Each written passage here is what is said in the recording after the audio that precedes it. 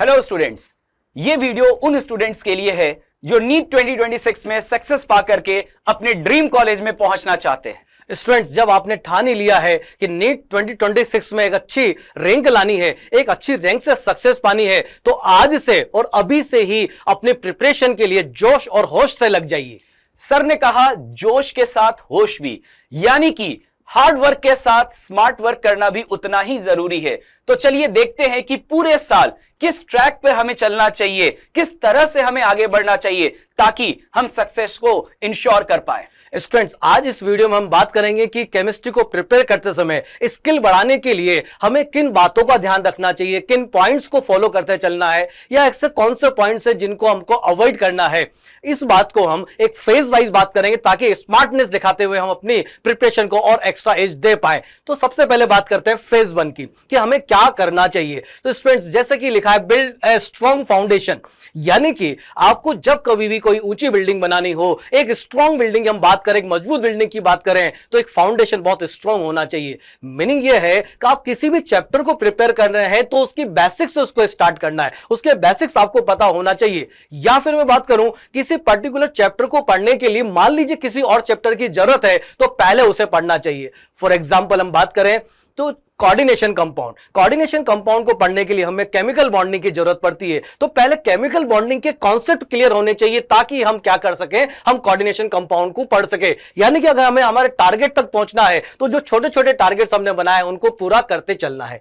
Definitely discipline plays a key role in success. Discipline success पाने के लिए बहुत जरूरी है। तो ऐसे में जो भी आपने ठाना है कि मुझे पूरा करना है, उसे एक जिद के तहत पूरा करना है तो करना ही है, ऐसा आपके मन में विश्वास होना चाहिए। वही 24 घंटे सभी स्टूडेंट्स के पास होते हैं, लेकिन उन 24 आवर्स का ऑप्टिमम यूटिलाइजेशन जो करेगा वही सक्सेस को अचीव भी करेगा। अगर हम अपने पूरे दिन को 3 सेशन में डिवाइड कर लें, morning session, afternoon session and evening session, और हर एक सेशन में स्पेसिफिक गोल तय कर लें, तो डेफिनेटली हम अपने दिन का प्रॉपर यूटिलाइजेशन कर पाएंगे। मॉर्निंग सेशन में हमें डिस्ट्रैक्शंस कम मिलते हैं, इस कारण से कॉन्सेप्चुअल टॉपिक्स को जैसे कि फिजिक्स या केमिस्ट्री, उसको हमें मॉर्निंग सेशन में पढ़ना चाहिए। आफ्टरनून सेशन में जो क्रैमिंग है या मेमोरी जहां पर ज्यादा रिक्वायर्ड है, उन टॉपिक्स को हम कवर करना चाहिए, जैसे कि बायोलॉजी में आपको जहां पर याद करने वाली चीजें हैं वो आप आफ्टरनून सेशन में बहुत अच्छे से कर सकते हो। लेकिन ध्यान रखिएगा यहां पर आपको रेगुलर ब्रेक्स भी लेना चाहिए, यानी 40-40 मिनट्स के स्टडी ब्लॉक्स में अगर आप बायोलॉजी को पढ़ते हैं तो अच्छे से आफ्टरनून सेशन का यूटिलाइजेशन आप कर पाएंगे। और जो कुछ भी आपने पढ़ा बिना क्वेश्चन प्रैक्टिस के वो सब अधूरा है, तो इवनिंग सेशन में आप ज्यादा से ज्यादा क्वेश्चन प्रैक्टिस कीजिए ताकि जो भी पढ़ा है उस पर एक अच्छी ग्रिप डेवलप की जा सके। स्टूडेंट्स, अब बात करते हैं फेज 2 की। हमें अब फेज 2 में आकर के किस तरह से हमारी स्टडी को और आगे बढ़ाना चाहिए। हम बात कर रहे हैं, अभी तक हम पढ़ते चल रहे हैं, अब रिवीजन की बात आती है। तो रिवीजन जब करते हैं तो एक शेड्यूल होना चाहिए, यानी कि पढ़ने का एक पूरा डिसिप्लिन होना चाहिए और एक शेड्यूल होना चाहिए। अगर आपने शेड्यूल के साथ नहीं पढ़ा, एक डिसिप्लिन के साथ आप स्टडी नहीं कर रहे हैं, एक स्कैटर्ड मैनर में आप स्टडी कर रहे हैं, तो इसका मतलब यह हुआ कि आप अपने जो डेली टारगेट आपने बनाया है, आपको जो आपने शेड्यूल बनाया कि मुझे इतना टॉपिक, इतना सब्जेक्ट कवर कर लेना है, वो कवर नहीं हो पाएगा। यानी कि अगर डिसिप्लिन है, शेड्यूल है, तो आप किसी भी टारगेट को प्राप्त कर सकते हैं। Yes sir, and NEET is a game of speed and accuracy. हमें स्पीड और एक्यूरेसी में एक तालमेल बैठा करके अपनी प्रिपरेशन को शेप अप करना है। तो यहां पर यह जरूरी है कि आप ज्यादा से ज्यादा क्वेश्चंस की प्रैक्टिस करें, और हमारे एआई पावर्ड ऐप में आपको part wise mock test available है, जिसकी मदद से आप ज्यादा से ज्यादा क्वेश्चन प्रैक्टिस कर सकते हैं। साथ ही साथ कस्टम प्रैक्टिस का फीचर भी हमारे ऐप में अवेलेबल है। इसकी मदद से आप ज्यादा से ज्यादा क्वेश्चंस की प्रैक्टिस करके टॉपिक को अपने ग्रिप में ले सकते हैं। बिल्कुल सर, क्योंकि प्रैक्टिस बहुत जरूरी है, क्वेश्चन की प्रैक्टिस बहुत जरूरी है। जैसा कि हम अभी नीट 2025 का पेपर हमने देखा कि उसके लिए कैलकुलेशन हो, चाहे किसी भी प्रकार के अलग अलग टाइप के जो क्वेश्चंस बन रहे हैं, उनका मिक्सिंग वाले जो क्वेश्चंस बन रहे हैं, उनकी प्रैक्टिस प्रॉपर होना बहुत ही जरूरी है। लेकिन साथ ही साथ एक बहुत ही इंपॉर्टेंट बात सर, एनालिसिस, यानी कि जो आपने अभी पेपर दिया है, जो भी टेस्ट पेपर आपने अटेम्प्ट किया है, उसका एनालिसिस होना बहुत ही जरूरी है। हम कि कौन सी मिस्टेक हम कर रहे हैं, हमारी मिस्टेक हमें पता होनी चाहिए।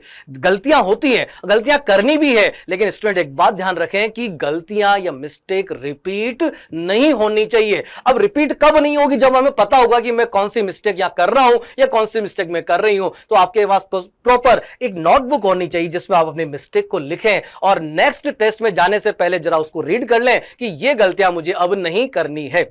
वैसे तो हमारी जो AI पावर्ड ऐप है वो आपकी हेल्प करेगी उसमें भी एक इंप्रूवमेंट बुक नाम से एक फीचर है जिसमें वो गलतियां, वो मिस्टेक आ जाती है, लेकिन फिर भी प्रॉपर्ली आपको खुद को भी ये काम करना है और उन रिवाइज करते रहना है। जो भी चीजें आपकी मिस्टेक हो रही है उन पर ज्यादा ध्यान देना है चीजों पर।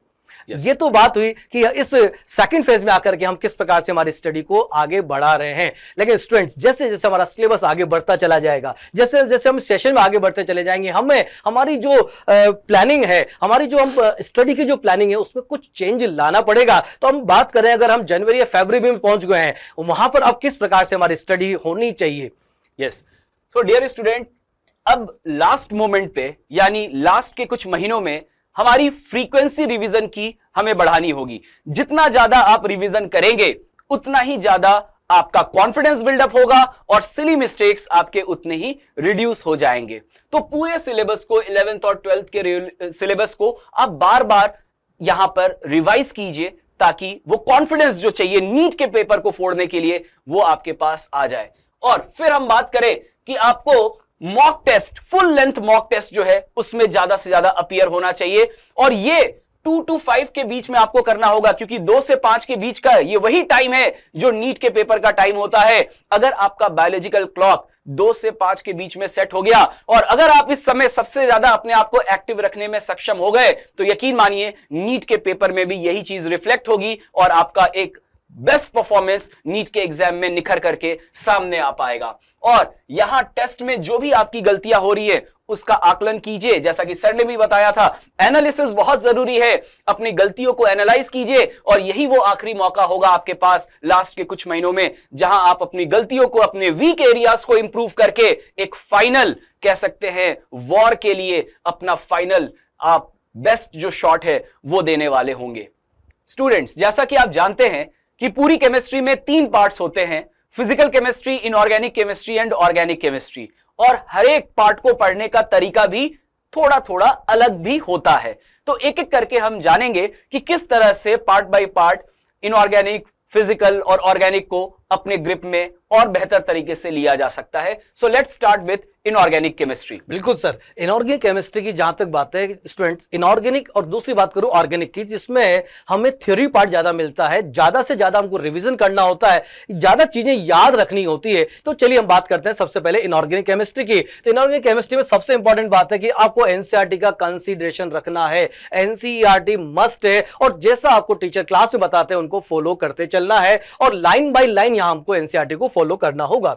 इसके साथ साथ अगर हम बात करें इनऑर्गेनिक केमिस्ट्री में तो कुछ कीवर्ड्स होते हैं, बहुत इंपॉर्टेंट कीवर्ड्स होते हैं, और एक्सेप्शन की बात करें एनॉमलस बिहेवियर शो करते हैं कुछ एलिमेंट, तो इनका बिल्कुल अंडरलाइन होना चाहिए। हमारा जो शॉर्ट नोट है, यानी कि जो हम स्टार मार्क करते हैं पढ़ते समय, उन पर स्टार मार्क होना चाहिए कि ये एक्सेप्शन है जिससे मुझे बार बार देखना होगा। ये कुछ एलिमेंट ऐसे हैं जो एनॉमलस बिहेवियर शो कर रहे हैं, इनके बारे में मुझे जानकारी होनी चाहिए। इसी तरह से हम बात करें कि जो हमारे नोट्स हैं, जिस भी सोर्स से हम पढ़ रहे हैं वो स्ट्रक्चर्ड मैनर में होना चाहिए, स्टेप बाय स्टेप होना चाहिए, ताकि हम ज्यादा मेमोराइज कर सकें और हम यूं बोलूं कि हमारी लॉन्ग टर्म मेमोरी में उसको रिटेन कर सकें। इसके अलावा अगर बात करें जो ट्रेंड्स बनते हैं, स्टूडेंट आप जानते हैं कि इनऑर्गेनिक केमिस्ट्री में कई ट्रेंड्स पूछे जाते हैं।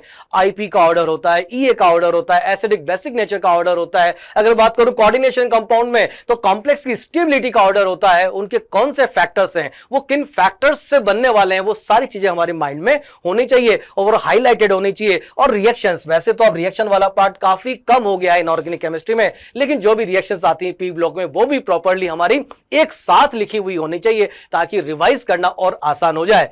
दोस्त एक और बात, जैसे कि मैंने कहा कि थ्योरी पार्ट ज्यादा होता है, जहां थ्योरी ज्यादा होती है वहां रिवीजन की ज्यादा डिमांड होती है, क्योंकि हम भूलने लगते हैं चीजों को। तो रिवीजन ज्यादा से ज्यादा करें, बार बार पढ़ें चीजों को, और पढ़ने के साथ साथ बहुत ही इंपॉर्टेंट काम वो करना है, वो है क्वेश्चन की प्रैक्टिस। अगर क्वेश्चन प्रैक्टिस नहीं है, सिर्फ आप क्या करते जा रहे हैं, थ्योरी को पढ़ते जा रहे हैं, तो आपकी जो है ये बोल सकता हूं कि इससे कोई सॉल्यूशन मिलने वाला नहीं है, चीजें सॉल्व होने वाली नहीं है। आपने सोचा कि मैंने डायपोल मोमेंट की मैंने थ्योरी पढ़ ली है, थ्योरी पढ़ ली, उसमें 2 या 3 कॉन्सेप्ट जो थे वो पढ़ लिए, उनको मैंने याद भी कर लिया है, और आप सोचेंगे कि मेरे क्वेश्चन बन जाएंगे जिस दिन एग्जाम होगा। नहीं बन पाएंगे। इसलिए ध्यान रखें, जो भी सब टॉपिक आप पढ़ते हैं उसके क्वेश्चंस की प्रैक्टिस बहुत ही जरूरी है। तो कुछ इस प्रकार से आप इनऑर्गेनिक केमिस्ट्री को प्रिपेयर कर सकते हैं। चलिए अब बात करते हैं फिजिकल केमिस्ट्री की। Right dear student, physical chemistry में न्यूमेरिकल का एक काफी इंपॉर्टेंट रोल होता है और न्यूमेरिकल सॉल्व करने के लिए फॉर्मूले की काफी ज्यादा जरूरत होती है। तो जब भी आप फिजिकल केमिस्ट्री की किसी भी चैप्टर को पढ़ते हैं तो थ्योरी को अच्छे से करना है, ये तो डेफिनेटली आप करते ही होंगे, लेकिन साथ ही साथ न्यूमेरिकल पे भी आपको जरूर फोकस करना चाहिए। और मैं सजेस्ट करूंगा कि आप फॉर्मूले की शीट बनाते हुए चले और जब भी मौका मिले उस फॉर्मूले की शीट को आप ज्यादा से ज्यादा यानी मल्टीपल टाइम रिवाइज भी कीजिए। यहां पर यह जरूरी है कि डेरिवेशन को भी हमें इग्नोर नहीं करना है। कई बार स्टूडेंट फॉर्मूला पढ़ लेते हैं बट डेरिवेशन को इग्नोर कर देते हैं, और डेरिवेशन से रिलेटेड कुछ कॉन्सेप्चुअल क्वेश्चन अगर एग्जाम में आ जाते हैं वो उनसे फिर छूट जाते हैं। तो ऐसे में डेरिवेशन को भी आप इग्नोर मत कीजिए। फॉर्मूला तो याद होना ही चाहिए, लेकिन वो फॉर्मूला आया कहां से, उसका डेरिवेशन क्या है, वो भी आपको जरूर पता होना चाहिए। नेक्स्ट, जब आप न्यूमेरिकल की बात करते हैं तो न्यूमेरिकल का लेवल क्या होना चाहिए ये भी आप जरूर जान लें। आपको एकदम बेसिक से स्टार्ट करना है, 0 लेवल से स्टार्ट करना है। लेकिन अभी जो नीट का पेपर रिसेंटली हुआ था 4 मई को, उसको ध्यान में रखते हुए हमें यह नहीं भूलना चाहिए कि नीट के पेपर में क्वेश्चन का लेवल जो है वो 0 से लेकर के एक अच्छे लेवल तक के क्वेश्चन को वहां पर हम एक्सपेक्ट कर सकते हैं कि हमें मिलता है। तो ऐसे में हम डेफिनेटली जेईई मेंस तक के लेवल को जरूर टच करते हुए चले, ताकि नीट के पेपर में किसी भी लेवल का क्वेश्चन हमें मिले हम उसको आसानी से क्रैक कर पाए।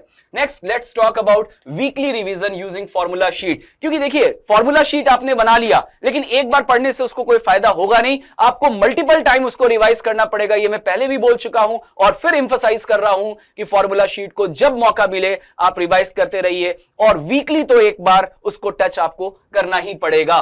विजुअल एड्स आप यूज कर सकते हैं, ग्राफ्स, डायग्राम्स, ताकि वो जो भी चीजें आपने पढ़ा है उसको आप रिवाइज कर पाए, रिकॉल कर पाए। यहां एक बात मैं जरूर कहूंगा, कैलकुलेशन को लेकर के बहुत सारे स्टूडेंट्स जो हैं वो पैनिक करते हैं, सर कैलकुलेशन में दिक्कत आ रही है। तो कैलकुलेशन को आसान बनाने के लिए मैं आपको एक सजेशन दे रहा हूं।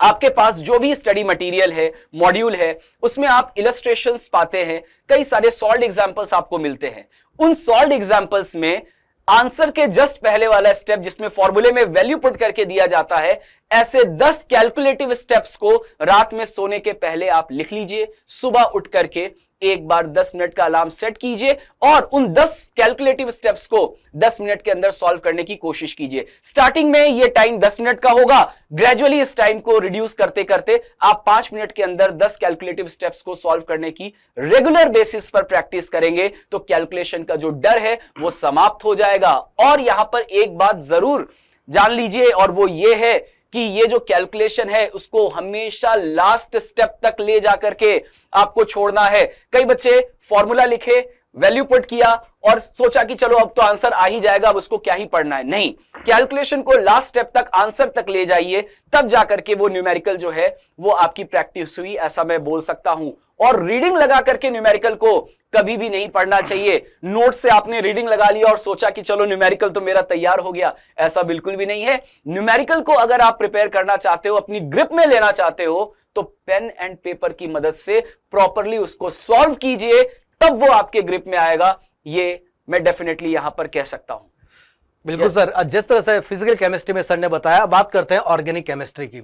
जैसे सर ने बताया कि प्रैक्टिस बहुत जरूरी है, जैसा इनऑर्गेनिक केमिस्ट्री के लिए बोला, यानी कि अब ये बात केमिस्ट्री की नहीं रही, सब्जेक्ट कोई सा भी हो, क्वेश्चन की प्रैक्टिस तो बहुत ही इंपॉर्टेंट है। केवल थ्योरी पढ़ने से काम नहीं चलेगा, लिखना पड़ेगा, बार बार राइट डाउन करना पड़ेगा, चीजों को लिख लिख के याद करना पड़ेगा। चलिए इससे ऑर्गेनिक में आते हैं। और स्टूडेंट्स कई बार हमसे ही जब केमिस्ट्री की बात चलती तो सर इनऑर्गेनिक और ऑर्गेनिक ज्यादा टाइम तक याद नहीं रह पाती, क्या करें? तो फिर बोल रहा हूं कि जितना ज्यादा आप लिखेंगे, उसको शॉर्ट करते चलेंगे, वो उतना ज्यादा आपको बेनिफिट होने वाला है। तो यहां पर भी एनसीईआरटी का कंसिडरेशन बहुत इंपॉर्टेंट है। हम अगर बात करें इनऑर्गेनिक ऑर्गेनिक केमिस्ट्री की और एनसीईआरटी की लाइंस को पढ़ते चले, अभी आप देखेंगे कि किस तरह के क्वेश्चंस बन रहे हैं। अगर आप प्रीवियस ईयर के क्वेश्चंस देखते हैं तो एनसीईआरटी की लाइन से लाइन बाय लाइन क्वेश्चन यहां पर उठ करके आ रहे हैं। उसके बाद जहां तक यहाँ रिएक्शंस काफी सारी होती है और स्टूडेंट रिएक्शंस को रटने लग जाते हैं, मेमोराइज करने लग जाते हैं। तो स्टूडेंट्स मैं आपसे कहना चाहूंगा कि रिएक्शन को रटना नहीं है, रिएक्शन को समझना है, उसकी मैकेनिज्म को समझना है, किस प्रकार से इलेक्ट्रोफाइल न्यूक्लियोफाइल बन रहे हैं, कौन किस पर अटैक कर रहा है, क्या प्रोडक्ट बनने वाला है। अगर आप मैकेनिज्म के साथ चलेंगे तो बहुत अच्छी तरीके से आप उस रिएक्शन को कर पा रहे हैं। लेकिन अगर वैसी ही रिएक्शन कोई दूसरी आ जाती तो आप उसको भी कर पाएंगे। तो ध्यान रखें कि इस चीजों को समझना है, फिर बाद में याद करना है। लर्न तो करना है चीजों को, लेकिन पहले समझेंगे और उसके बाद याद करेंगे। और चार्ट्स बनाएं, आप अपनी जो नेम रिएक्शंस होती है उनके नेम रिएक्शन एक साथ लिखें ताकि आपको रिवाइज करना आसान हो जाए।